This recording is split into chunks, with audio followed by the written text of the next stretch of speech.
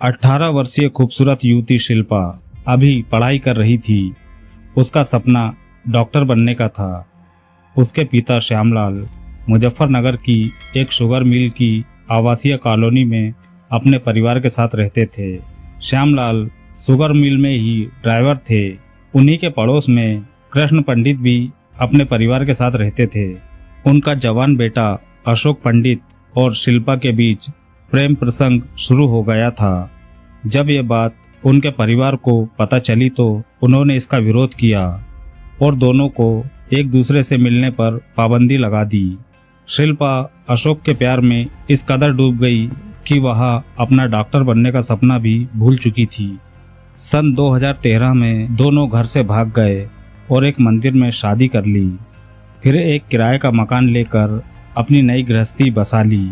उन्हें ये उम्मीद थी कि कुछ दिनों के बाद उनके परिवार वाले उन्हें अपना लेंगे, लेकिन ऐसा नहीं हुआ। शिल्पा डॉक्टर बनना चाहती थी, लेकिन अशोक की इतनी कमाई नहीं थी जिससे उसका ये सपना साकार हो सके। प्यार में अंधी होकर शादी करने का फैसला अब शिल्पा को गलत लगने लगा था और भविष्य अंधकार में लग रहा था। शिल्पा से शादी के कुछ समय बाद अशोक उसे लेकर अपने फूफा बुद्धन सिंह के घर काशीपुर चला आया और यहाँ पर राजमिस्त्री का काम करने लगा, जो अब शिल्पा को अखरने लगा था। अशोक काशीपुर के जिस मकान में किराए से रहता था, उसी मकान में संजीव रहता था। संजीव का भतीजा अमित अपने चाचा से मिलने आता जाता रहता था। इसी दौरान उसकी मुलाकात शिल्पा से हो गई। अशोक के काम पर चले जाने के बाद शिल्पा अकेली अपने कमरे में रहती थी। अशोक और संजीव का कमरा आमने सामने था, जहां से शिल्पा अपने कमरे में काम करती हुई साफ नजर आती थी। शिल्पा को हमेशा सच संवर कर रहना पसंद था। शिल्पा एक बच्चे की मां बनने के बावजूद भी अभी कुंवारी ही दिखती थी। अमित ने जब शिल्पा को देखा तो उसका दीवाना हो गया। जल्दी उसने शिल्पा के साथ प्रेम संबंध बनाने में कामयाबी हासिल कर ली। धीरे धीरे ये संबंध अवैध रिश्तों में भी बंध गए। इसी दौरान 2019 में अशोक शिल्पा को काशीपुर में अकेला छोड़कर काम करने दुबई चला गया। इससे शिल्पा और अमित के मिलने के सारे रास्ते खुल गए। उधर अशोक दुबई में अपनी पत्नी के सपने पूरे करने के लिए जी तोड़ मेहनत कर रहा था और इधर पति के जाते ही शिल्पा अपने प्रेमी अमित के साथ रंगरलियां मनाने लगी थी। लॉकडाउन लगने के कारण अशोक को 2021 में घर वापस आना पड़ा। आने के बाद अशोक ने नोटिस किया कि शिल्पा का व्यवहार उसके प्रति बदल गया है, तो अशोक को शिल्पा पर शक भी हुआ।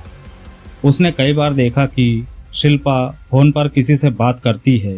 अशोक ने जब पूछा तो उसने बताया कि उसकी कॉलेज की दोस्त जीनत खान से जॉब के बारे में उससे बात होती रहती है। अमित ने शिल्पा को एक छोटा सा मोबाइल भी दिया था, जिससे सिर्फ उन दोनों के बीच ही बात होती थी।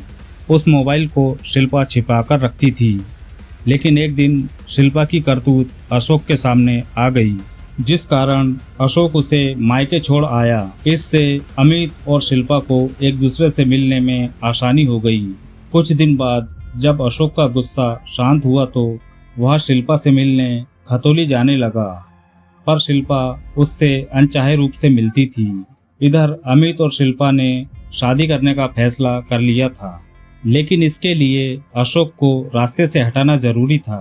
फिर एक दिन शिल्पा को पता चला कि 16 फरवरी 2022 को अशोक के फूफा बुद्धन सिंह के बेटे की काशीपुर में शादी है, तो शिल्पा और अमित को यही मौका सही लगा जब वह अपनी योजना को अंजाम दे सकते थे।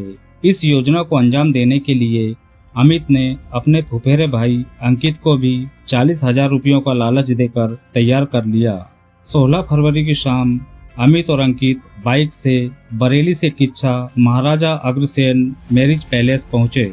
अशोक अमित को जानता था और अमित ने अंकित को भी अशोक से परिचित कराया था।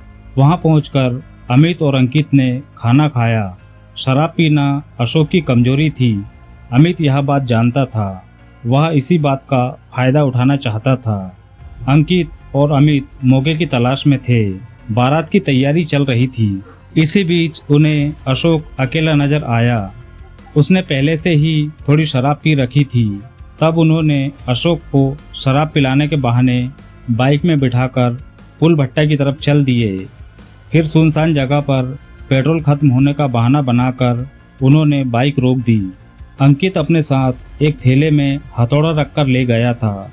उसने उसी हथौड़े से अशोक के सिर पर वार करना शुरू कर दिया, जिससे अशोक बेहोश हो गया। ज़्यादा खून बह जाने की वजह से उसकी मौत हो गई। इसके बाद दोनों ने अशोक की लाश को खींचते हुए सड़क की बाईं तरफ झाड़ियों में ले गए और उसे चाकुओं से बुरी तरह गोद दिया। फिर चाकू और हथौड़ा पास के खेत में फेंककर दोनों रात में ही बरेली चले गए। इधर अशोक के गायब होने से बुद्धन सिंह के घर हड़कंप मचा हुआ था। शिल्पा का रो रो कर बुरा हाल था। अगले दिन अमित ने फोन कर शिल्पा को अशोक की हत्या की बात बताई।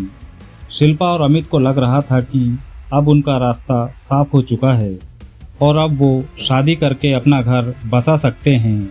लेकिन अशोक की लाश की शिनाख्त होने के बाद पुलिस जांच करती हुई असली आरोपी शिल्पा, अमित और अंकित तक पहुंच ही गई। इनकी निशानदेही पर ही पुलिस ने बाइक, चाकू, हथौड़ा आदि बरामद कर लिया। आरोपियों पर धारा 34, 201, 120 बी के तहत मुकदमा दर्ज किया गया और तीनों आरोपी शिल्पा शर्मा, अमित अग्निहोत्री और अंकित तिवारी को कोर्ट में पेश कर जेल भेज दिया गया। इस घटना के बारे में आपकी क्या राय है, कमेंट बॉक्स में हमें ज़रूर बताएं। अंत में दोस्तों, हमारा मकसद आपका मनोरंजन करना नहीं, आपको जुर्म के प्रति जागरूक करने का है। अगर आपको हमारा यह प्रयास पसंद है तो हमें लाइक और सब्सक्राइब करें और कमेंट में अपनी अमूल्य राय ज़रूर दें।